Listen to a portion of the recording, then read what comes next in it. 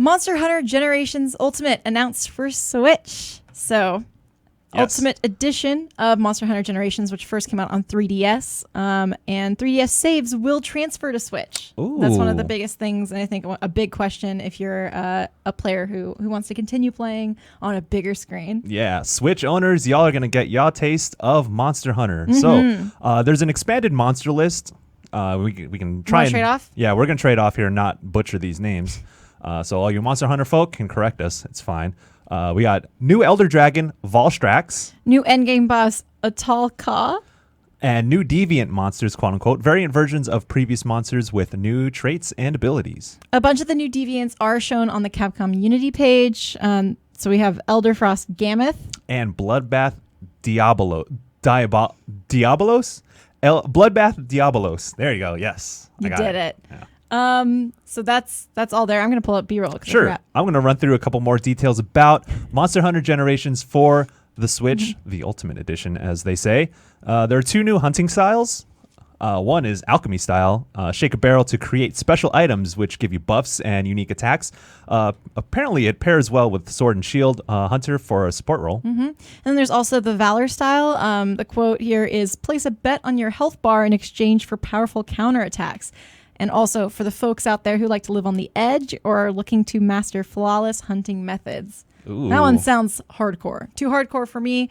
But I don't know. Alchemy sounds more up my alley. That's dope. So yeah, y'all are looking at the announcement trailer for Monster Hunter Generations Ultimate, which is coming to Switch. We got also new G rank hunts, toughest challenge level, and monsters have new attacks and behaviors. But the best gear can be unlocked through these new G rank hunts. There's local and online multiplayer, and it's out on Switch August 28th. August 28th this summer. So this was announced this morning, and release date August 28th, which is fairly soon, I would say. That is fairly soon. Also, I love that.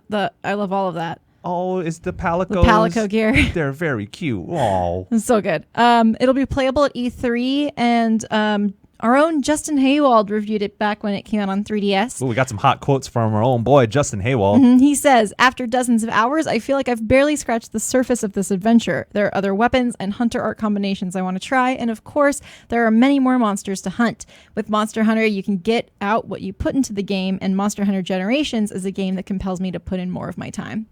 So I remember when Monster Hunter World came out, like I've never played a Monster Hunter, and I was really intrigued, but part of me was like, I really wish I had this on my Switch. Like I just wanted, I don't know, something about it is like, maybe it's me being nearsighted. It's probably a big part of it, but I really wanted to be able to play it on my Switch, and I'm excited that there is a Monster Hunter, probably not as beginner friendly as I've heard World is. But this is still really, really cool. Yeah, so Monster Hunter for the Switch. I know you're not getting World, but you are getting I would say, what is a remaster? It has, it's has elements of remastering in it. Yeah, I think it's not quite remaster, just adding new. It's like a definitive edition. That's sure. why it has Ultimate. There you go. Ultimate Edition, you might say, for Nintendo Switch. Again, August 28th. Monster Hunter Generations Ultimate, Nintendo Switch. Cool. Awesome. All right. We're going to circle back on a story that you may have seen yesterday. We got the full picture now. And by picture, I mean a wonderful Photoshop on Twitter, which we'll talk about. Yeah. What is it, though? All right. A bunch of games, including Rage 2, were possibly leaked by Walmart Canada. And surprisingly, Bethesda seems to be taking it really well. Damn. Thanks, Matt Paget. He's from Canada. Spotted by Wario64, of course. He always gets these things on Twitter. The since deleted listings for numerous unannounced games were posted on Walmart Canada's website with a lot of like placeholder art and stuff like that. One of them was Rage 2. And while it's obviously not a confirmation that it exists, because we'll get to that in a minute, the official Rage Twitter account had so much fun with this. Yeah, this was surprising to see. We were kind of like, oh man, I guess there's a Walmart leak or whatever. I don't really know what to make of this. Yeah. But then Rage's official Twitter account had some fun, as you can see right here. They did a little critiquing of the stock box art that was on Walmart Canada. Look at this. Hey, at Walmart Canada. And yeah, I'm loving the wrong font, not all caps, missing age rating in papyrus font for some reason. I also want to point out that they made this their profile picture. Oh, I didn't even know that. And their header image. Oh man, y'all are. And then y'all we are have, good. I know Bethesda just said, dude. And then Pete Hines said some stuff. He also said, that's why we can't have nice things. Yeah, apparently. I think this is cute. This is really, really funny. I didn't know that they fucking plastered this shit all over their Twitter page. It's like, that's good. It's good. Good branding. I just think it's it's pretty funny. I don't know if Bethesda has handled leaked information not this jovially in the past. If you remember with some, I don't know how to like say this without saying the F word. Go ahead. I don't give a shit. If you remember just look up the press sneak fucks thing.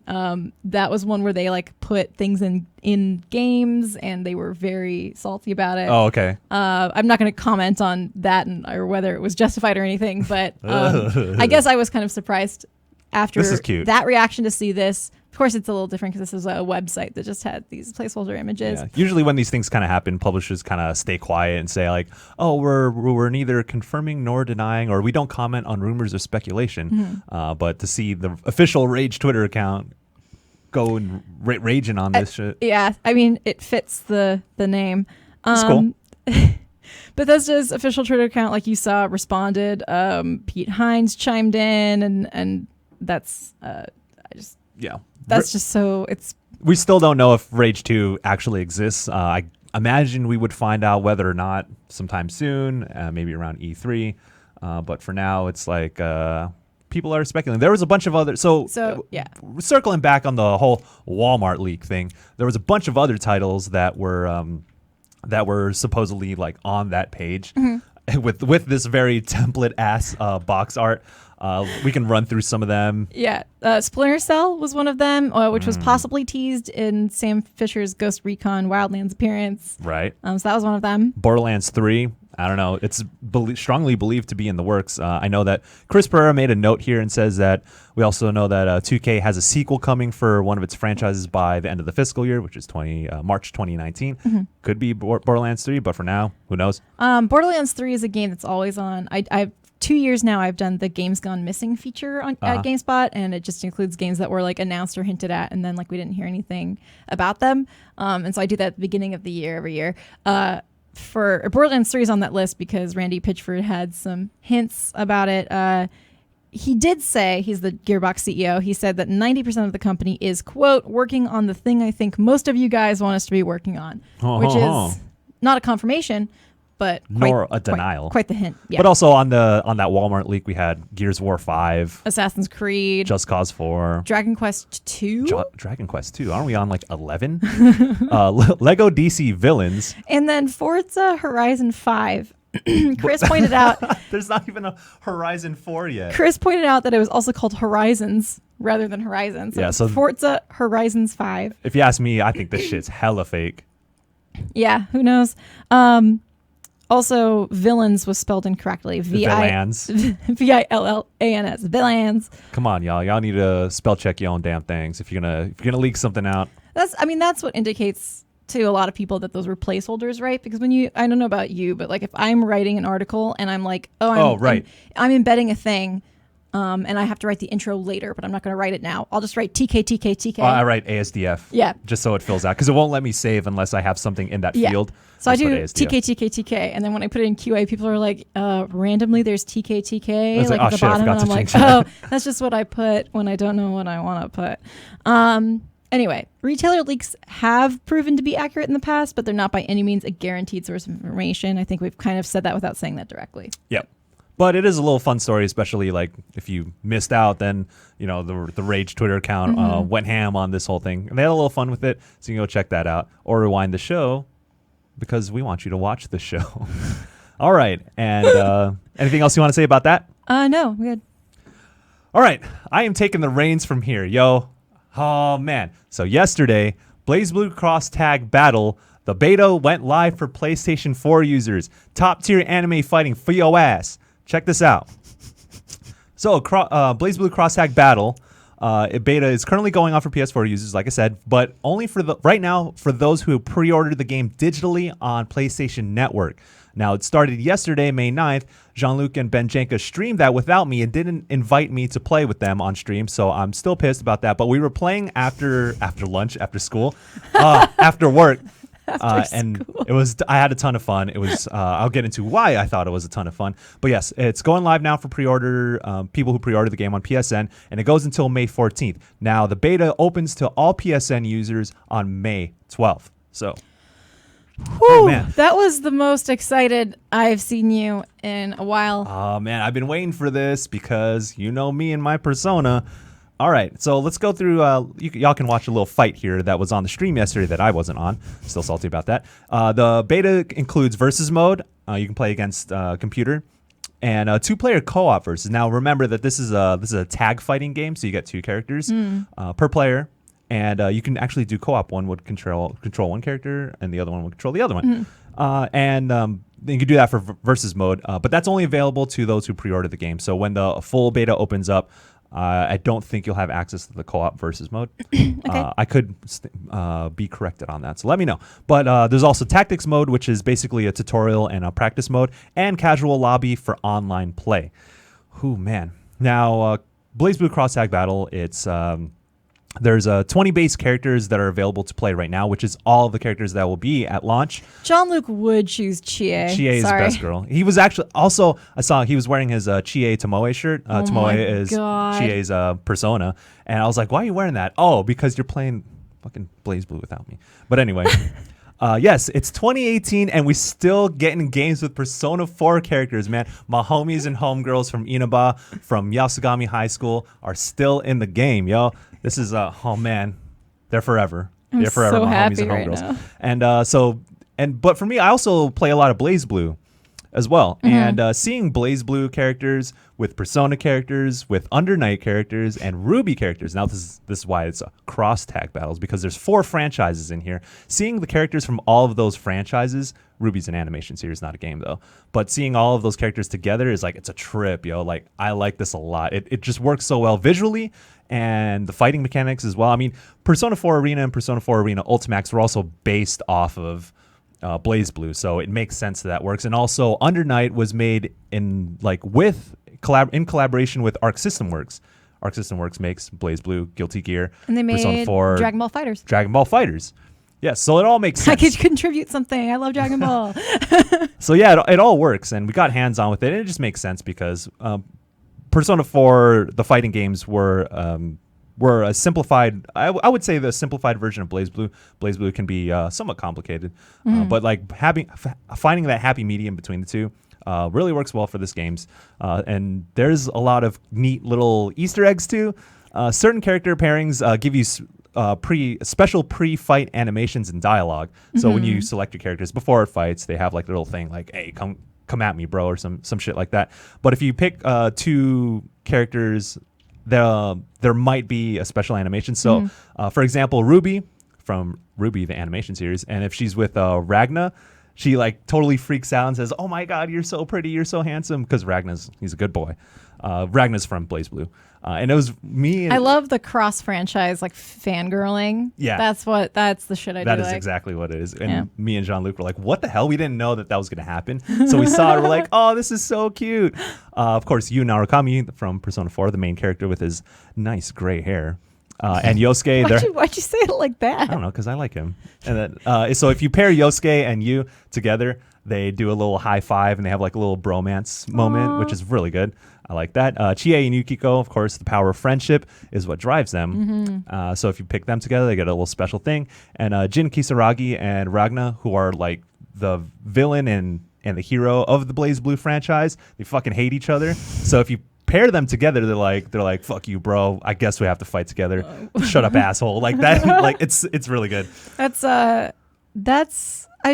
like almost tsundere in a way. Sure. Where it's like, I guess I'll fight with you. Like Yeah, they turned like a totally. total like we hate each other into like, fine. Like it's really good. That's my favorite anime trope probably. Yeah, it's good. And so I got my hands on with it because the beta is open, and thankfully Benjenka pre-ordered it, so we got access to that. A true angel. Yes, he is. Except for not inviting you into the stream, I guess. God damn it. But matches seem to be super short. Like there's a lot. You deal high damage, or it seems that everyone has like low health, which is a little weird because I think it takes longer to get a match going than the match actually lasts. And you can't, as of now, you can't adjust the round counter. So it's only one round. I mean, you get 2 characters, but they can be knocked out in like a matter of like 8 seconds if you're good enough, which is really weird. But so really quickly, I had a question when I was looking at the roster. You said there are 20 base characters are available to play. Obviously, you can unlock more because there's only like 4 from Persona 4. For now. Like, where is Rise? Well, a lot of so there's a little bit of a controversy in terms of leading up to BlazBlue Cross Tag Battle because a lot of characters are locked behind DLC now. Oh, yeah, this is weird too because we can cut back to some more gameplay here because they're actually fighting. A lot of these characters, especially from like Persona 4 and BlazBlue, like these characters are already in Arc System Works games. Like they have the assets, they have the move sets for them. So locking them behind DLC, it's not like, I mean, they have to do some balance tweaks, of course, with their movesets, but it's kind of like, oh, we already had these characters in other games. Like, why are you locking them behind DLC now? Right. Like, it's not like they're super hard to re-implement. Yeah. And it's like... I mean, in my mind, maybe it is really hard. I don't know. But it's like, Is it okay... the same engine? Yeah, pretty much. Okay. These play very similarly, so I imagine that would make sense, like in terms of conversion. But for me, it's like, okay, y'all got me, all right, because you know damn well I want all the entire BlazBlue and Persona roster. Right. So y'all are gonna juice me by hiding some of my favorite characters like Kanji. Like I think Akihiko's coming to the game from Persona 3, and Rise hasn't been announced, but I imagine she would be.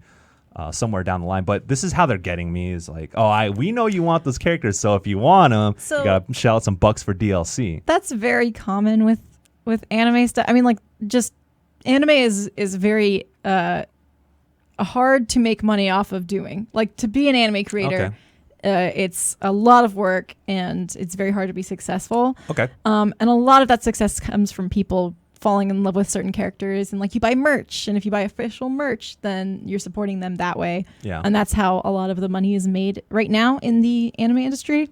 So I get it. Like it makes perfect sense why they would lock favorite characters behind DLC. It sucks, but I'm like, it's that all right. doesn't shock me. Yeah. I'm still trying to figure out exactly how I feel about that.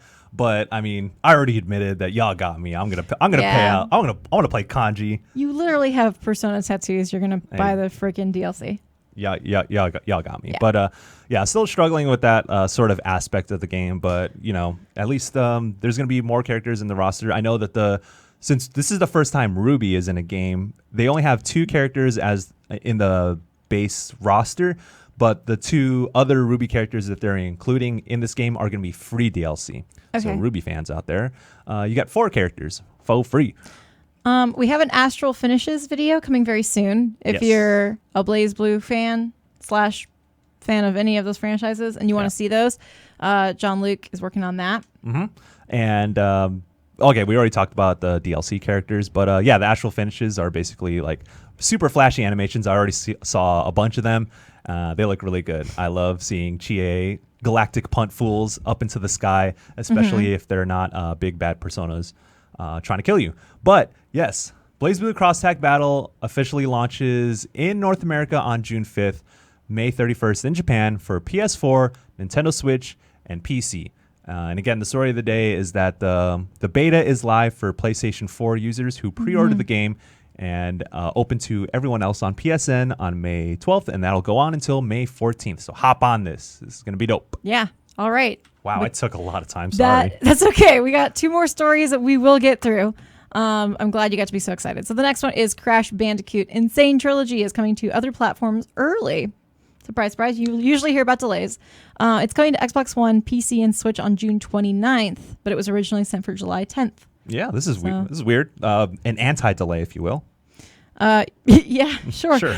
From the Activision blog, I freaking love this quote. Okay. Crash Bandicoot has been working hard to look good for his debut on new platforms. The fan reaction to the news that he's coming to Xbox One, Nintendo Switch, and PC via Steam was the extra push he needed, and now he's ready nearly 2 weeks early. Aw, wow. I just think that's really cute. That is really cute. They're like in character doing some like some, I guess not fourth wall, but it's cute. It's very cute. It was first released on PS4 summer 2017. This gameplay is from PS4, and it's taking a second to load. Sorry about that. That's all good. That includes Crash Bandicoot, and then I can't talk. It includes Crash Bandicoot, 2 Cortex Strikes Back, and 3 Warped, the 3 Crash Bandicoot games. Yeah. Stormy Ascent, a cut level from the original game, was completed and released as free DLC and will be on the other platforms as well. Peter Brown reviewed this game. We got 2 quotes, so we can take turns. Sure. Or we have 2 bullet points. He says, Vicarious Visions, for its part, succeeded in revitalizing Crash from an artistic perspective while preserving the charm that made him appealing when he first showed up. But years have passed since the original PlayStation was relevant, and we are well past the formative years of 3D gaming. And he also said, it's easy to imagine how dyed-in-the-wool Crash fans will fall in love all over again via the Insane Trilogy. But if you're expecting Crash for the first time... Experience. Sorry. Damn, I still can't read. Damn. But if you're experiencing Crash for the first time, or for the first time in a while, it might pain you to realize that Crash's original adventures aren't as inventive or surprising as they were 20 years ago. But if you are really excited about this, if you don't have a PS4, or you just really like Crash, it's coming early, which is really... Yeah, it's kind of weird to think of Crash on like Xbox and like PC, I guess. That's fine. Switch makes sense, but like, okay, you can see this what we've known as one of PlayStation and Sony's early mascots on Xbox. Like, all right, I see you, Crash. That's something. But yeah. Anyway, June 29th. June 29th. It's coming early. It was supposed to be July 10th, but June 29th. So you can get your hands on Crash, the Insane Trilogy. All right. And then lastly, if you're just joining, we talked about Monster Hunter. We talked about anime a bunch, Blaze Blue. We talked about Rage Leaks. We talked about Crash. And finally, we got some Battle Royale news, of course. PUBG's Savage map is back tonight with key changes. Yeah, we talked about this yesterday. Me and Nick Margarita gave you all the deets on what was going on with this new round of testing for the upcoming map, which is no longer called...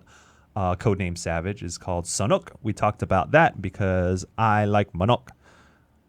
Chicken in Tagalog. That was part of the story, is that they combine a Thai word and a Tagalog word. Oh, really? And which is how they got to the name Sanok. Oh. So they combined the Thai word for fun and then the Filipino or Tagalog word for chicken. And then, that's actually really cute. And then Nick pointed out, it's like, oh, like chicken dinner. And I was like, oh shit! Oh wait, you didn't connect that at first? Yeah, I just like, oh shit, I like chicken. I like adobong manok. Okay, that's really cute. Yeah. So did you talked about? Did you do the dates? Oh, sorry. This is actually part of the news that is relevant for you players out there. Is that the next round of testing starts tonight? Today is May 10th, and so it sure is 7 p.m. Was it Pacific time? So 7 p.m. Pacific time, 10 p.m. Eastern time, and 3 a.m. BST, British Standard Time. That's May 11th. Yeah, that would be May 11th for them. But for us here in the States, that's happening tonight. It's open to every PUBG player this time around. Just get on the test server. And so there's no more, you don't need a code like you did before. Yeah, before it was locked behind codes. But the test server is a separate download from the normal game. Yeah. Of course, it's not going to cost you anything. As long as you have PUBG on PC, you can download the test server and jump into this. There's map changes in new areas, cave, Tambang, Lakawi. Yeah, and Nakam. Yes. And some other areas have been renamed. I know in the previous test, some places were called rice farming town, rice farming paddy. Yeah, I think they were waiting for the actual. They did the same thing that we do in an article where we just put placeholder words. They said, "Fuck it, we'll ship it." Yeah. There's weapon spawn changes. Overall item spawns have increased, and the total amount of AR type weapons has been increased as well. Thank goodness. Before in the previous tests of this, it was pretty dense. Oh, was now it? But now that it's gonna be even more dense. This map is gonna be hectic. I just don't want to have to fight with Matt over who gets what weapons. Yeah, Matt. Love you, Matt. Stop that shit. No more dealing equipment in PUBG. I just really, really like the scar, and if I get a scar, I feel like I could actually I could win this. You got some cool scars. Once I have a scar, I'm like, yeah. You can now throw apples before boarding the plane. Cool. Just have something to do. It also had bug fixes, or adds bug fixes. Yeah, blood effects have been fixed. Minimap displays areas 200 meters away as opposed to 100, so you get a little bit more space in your minimap. And it removed some invisible objects in buildings, which, Yeah. Sure. You know what else I hope that they added in here? Textures. that would be lovely. I mean, just look at how sad in Soviet era looking these buildings It's are. very brutal in here. Like, Yeah. I don't know. This is supposed to take place in Southeast Asia, or it's influenced by Southeast Right. Asian regions, Yeah. but you got these concrete ass buildings with like nothing in them. They're or just some of them. lacking the straw roof texture. Well, Some of them aren't. look are. at what Apparently, yeah. Some of the buildings do. I have that. been proved wrong Yeah. live on air. Some of them have the textures, but Yeah. So this is cool. I know they said that this is an influence from places in Thailand, and that was actually on the stream. oh my god, I was like, whoa. Yeah, it was really fun. So if you're watching this right now, the B-roll that we pulled up had some Windows stuff popping up. That's not us. Oh, of We course, would- we're we watching didn't do Jake's gameplay. I think this is Nick's. It said Jake GameSpot. Well, all right. And also, that's exactly what his character looks like. And I know Oh, because okay. we accidentally created the same character, and it was really weird. Yeah. Anyway, cool. I'm excited to try it out if I have time, but I'm still playing Destiny. Also, speaking of Jake, he has a video Yes. on Beyond Skyrim, the hugest, most ambitious Skyrim mod ever created. If you like Skyrim, I highly recommend checking it out because it's like wild how much effort these volunteers put into recreating like all of Tamriel. Yeah, So, these modders, they're not making money off of the mod, because if they were, they would get shut down. But they're just creating this mod out of the love for Elder Scrolls using the Skyrim assets, I guess. And Jake did a whole feature on that. It's like 12, 14 minutes long. So he poured his heart and soul into that video. So you should definitely check that out. It's really good. Our boy, Jake Decker, puts in a lot of work, a lot of good work, that is. So be sure to check that out. Cool. and then other things. I am playing Destiny for the review. Whoa. That don't read into that too much. It's just a lot of work. We got some anime features coming up on Agretzko. Yes. Because I really want everybody to watch Agretzko on Netflix. It's so good. It's better than it has any right to be, and that is the feature I'm working on right now on top of the Skyrim stuff. We got a couple of hectic weeks coming up. Yes. We are going to be E3 is approaching. We are going to be trading off having guest hosts. Yeah. But just remember that we love you, and we're always here for you, even when we're traveling. Who else do we love?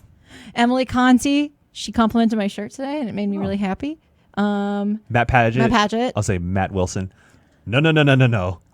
Matt Paget and Tony Wilson, the two dudes who help us get our notes together, and Chris Pereira, who also helps make sure our notes are spot-free or clean. Spotless? Spotless, yes. Chris Pereira, make sure our notes are spotless.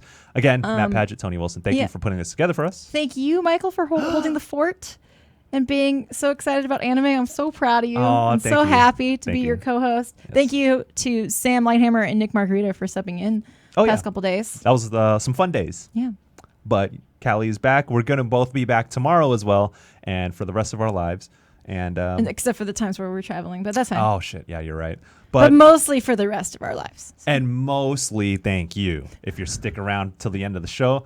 Ooh, you a good one. Yeah. But, you're a real one. Yeah. We have fun doing this, and we hope you have fun watching us do this because it makes our day.